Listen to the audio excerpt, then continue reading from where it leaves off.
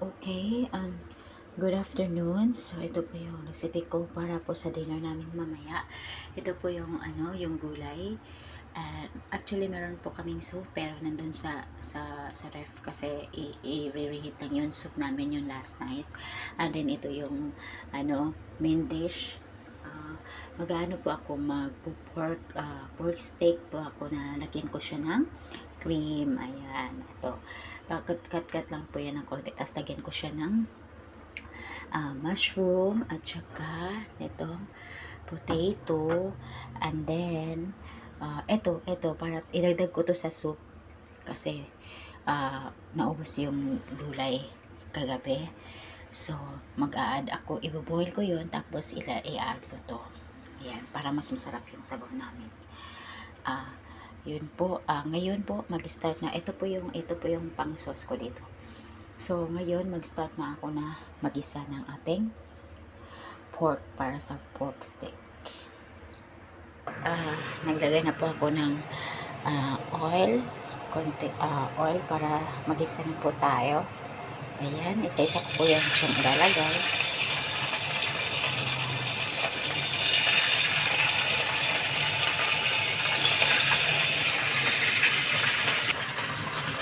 Ayan po. Baliktarin lang natin. Ayan, pag medyo na siya. Ayan. Nag-ano siya yung wala siya. Ayan. Ito, stir fry lang naman to. Kaya kahit hindi ko na ipapakita mamaya. Yung sa main dish lang. Pag naluto na kasi ito, stop ko na.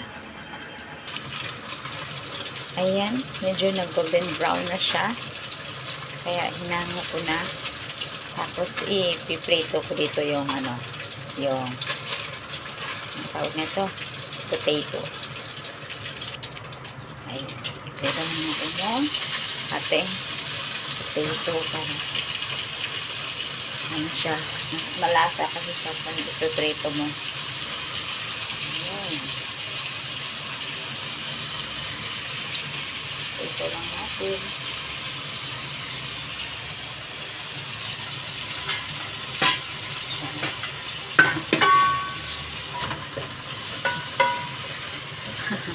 Medyo kasi ginamit ko yung pinagprituhan natin ha.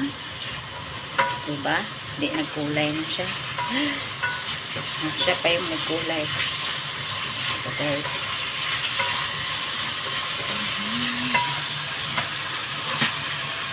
Yan. Iprito din natin yung mushroom. Iprito natin yung mushroom.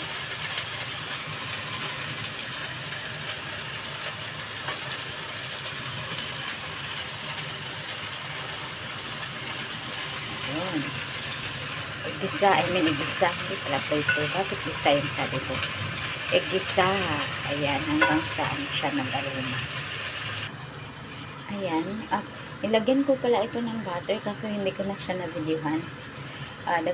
Magdadagdag din ako ng ng konting water para po maluto lang po yung yung patatas at saka yung maluto po siya ng mabuti yung patatas at saka yung mushroom natin. Tapos pag mag-listen na yung yung sabaw, tapos malambot na yung patatas, tsaka natin lalagyan ng all-purpose cream. And then, idadagdag na din natin yung ating karne. Dahil na guys, medyo nag-simmer na siya at medyo malapit na yung patatas. Malambot na yung patatas. Then, nagdagdag ko ako ng kunting asin. Kunti lang. Tapos, ayan. Pepper. Tapos, tsaka ko siya ilalagay ang ating ko na ang ating ang ating all-purpose cream. Ayan siya. Hindi to naka-chill guys pero parang naka-chill kasi nga malamig ang panahon. Ayan, i-mix muna natin siya. Tsaka po ngayon idadagdag ang ating pork. Ayan siya, diba? Creamy na siya.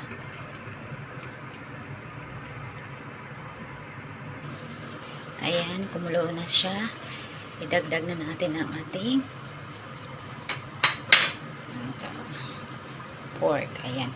Hindi ko na siya ipapabuhay. Hindi ko na siya lutuin pa kasi nga yung pork ko natin guys is sobrang lambot. Tapos pag pinatagal mo siyang lutuin, isa lang ulit, maano na ito, kukunat na siya. So, isang ganyan lang yan siya. Tapos ayan, ready na yan to serve. Ayan yung container namin. Ayan, ano to siya, my own version of pork steak with mushroom and potato. Ayan siya. O, diba? Sobrang creamy na. Ayan, tasting time na tayo.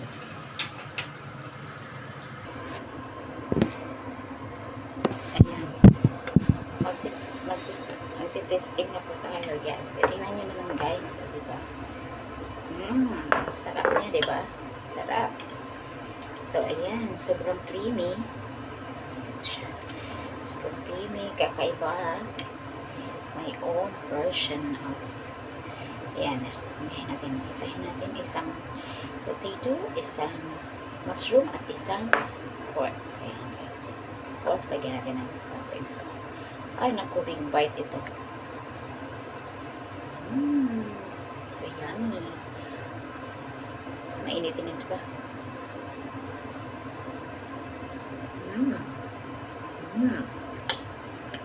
Sarap niya, guys. Sobrang creamy. This it. Bye. Mas masarap daw pag may rice.